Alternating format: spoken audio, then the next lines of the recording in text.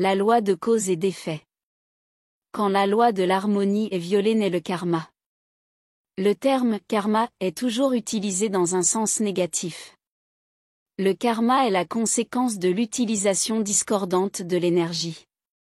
Pour définir l'énergie utilisée de manière constructive, il faut employer le terme « bien accumulé ».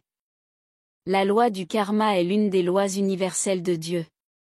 On l'appelle parfois loi du cercle, loi de rétribution, ou on dit encore, on récolte ce qu'on sème.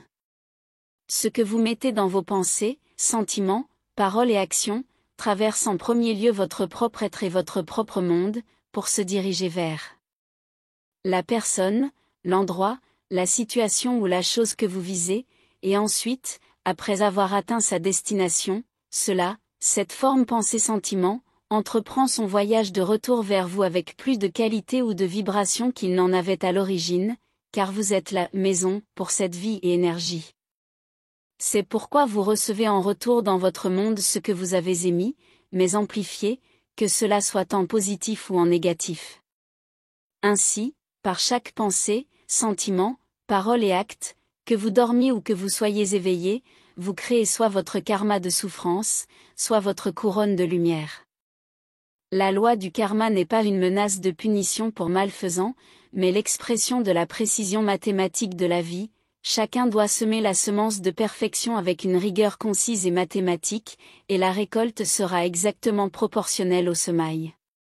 Les humains ne comprennent généralement pas qu'en tant qu'expression de vie consciente de soi, ils sont responsables devant la loi cosmique pour chaque particule de cette précieuse énergie extraite du cœur de la divinité. Depuis la chute de l'homme, chaque individu a créé dans sa vie terrestre une certaine somme de ce qui est appelé de façon plutôt impropre le karma destructif. Ce karma agit en divers endroits, suivant le corps qui est le responsable principal de l'offense. Par exemple, le corps physique, en perpétrant des actes de violence, actes d'agression physique, relâche une quantité formidable d'énergie mal qualifiée qui, tôt ou tard, réintégrera ce même corps physique. De la même manière, des actes de discorde sur le plan mental, comme les crimes de cruauté mentale, auront pour résultat que l'élément mental sera chargé, estampillé par l'action vibratoire de l'individu. Plus tard, ces pressions retourneront au corps mental dont elles sont issues. L'individu qui commet des actes de cruauté émotionnelle charge la substance du plan émotionnel de certaines actions vibratoires qui se graveront dans son corps émotionnel. Lorsqu'une vibration discordante est émise par un individu, la distance qu'elle parcourt est en fonction, aussi bien à son voyage aller qu'à son voyage retour, de l'intensité avec laquelle elle est projetée.